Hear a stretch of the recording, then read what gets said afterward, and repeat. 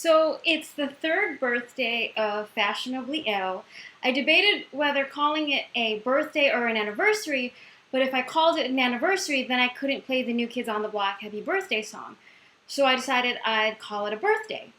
I started my blog Fashionably Ill in June of 2012, and I started it for two reasons. Today I'm going to tell you my three or four favorite memories with my readers of Fashionably Ill and three things I want to do in the future. So there were two reasons I started Fashionably Ill. The first was I was working in mental health nonprofit, and while I'm so grateful for the work I was doing and that I was able to help people with depression and bipolar disorder, I didn't find many resources for people who were living with both a mental illness and a chronic pain disease.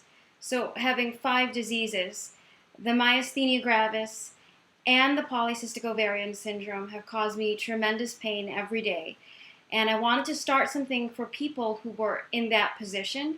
And so a lot of times I hear from Fashionably Ill readers, people who have combinations of diseases like lupus and bipolar disorder, RA and bipolar disorder, or Parkinson's and depression, who say that my blog is telling their story. So that's the first reason I started it. And the second reason I started Fashionably Ill was because in the past I'd gained a lot of weight from prednisone from being on a truckload of medications. And so for a few years there I gained like 12 dress sizes, and I didn't know at first what to wear and how to put on makeup because I looked like a different person for a couple years. And so I would take all these notes on what to do with myself, and then one day I thought, oh, I should put this, I should share this with people. And so that's how the blog started. So over the past 3 years, I want to share some of my favorite memories.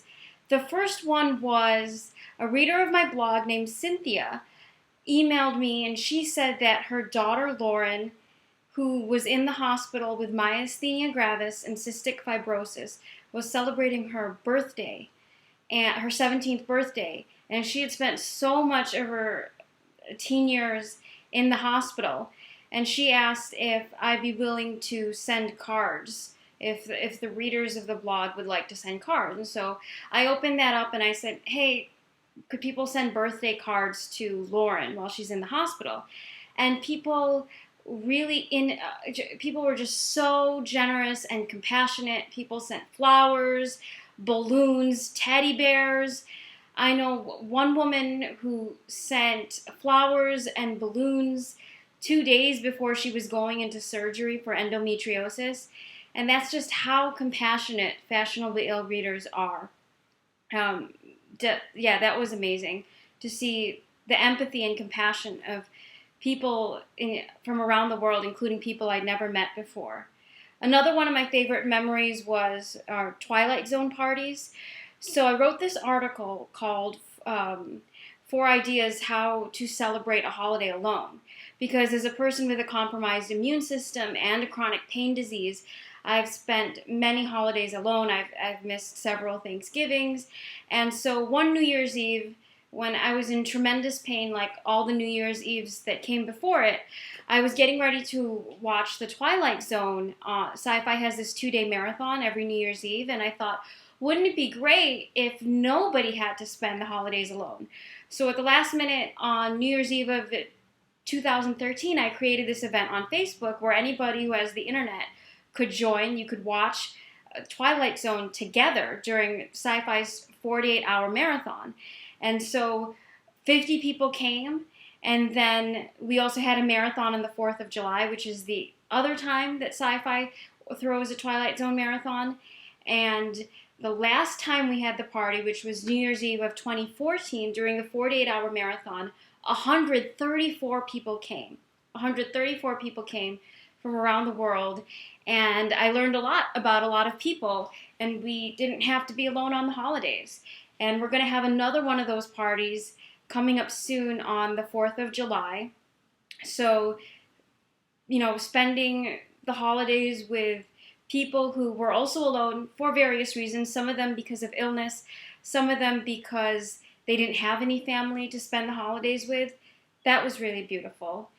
And a recent memory, one of my favorite memories is something I was able to do that I would never have been able to do in the past was I gave a TEDx talk on how to get stuff done when you're depressed. And I was able to do the whole speech, which was 15 minutes long, standing up. So that's something I couldn't have done, 6 months ago, definitely not a year ago. It was the first time I gave a whole speech standing up since I got myasthenia gravis in 2008. So let's see. And giving makeovers. So I've given a few makeovers to women who are chronically ill. One woman had diabetes, polycystic ovarian syndrome, multiple sclerosis, and fibromyalgia.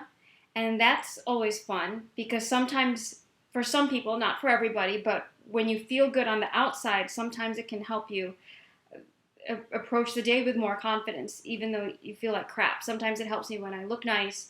It helps me feel better. So here are some changes that are going on with Fashionably Ill. So my blog, Fashionably Ill, is www.jessicajimeno.com. So basically my name.com.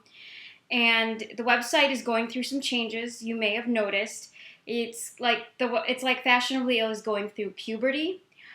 Only, we don't need Clearasil. It's going through some changes that are going to make it better. And along with those changes, the second of three things I want to tell you is that I started a bi-monthly newsletter. And I'm still learning how to do the ins and outs of MailChimp in the newsletter. But anybody who subscribes to the newsletter gets a free depression toolkit. And the toolkit comes with 10 strategies how to get stuff done when you're depressed. So 10 strategies you can keep the kit with you. So if you find yourself depressed one day, look at the strategies and think, okay, which of these things can I use today? And the second thing that the kit comes with is scripts. So scripts for how to initiate difficult conversations. For example, apologizing to a friend whose birthday you missed because you were depressed, or asking a professor for an extension on a paper, or asking an employer, your boss, for accommodations because you happen to have depression or bipolar disorder.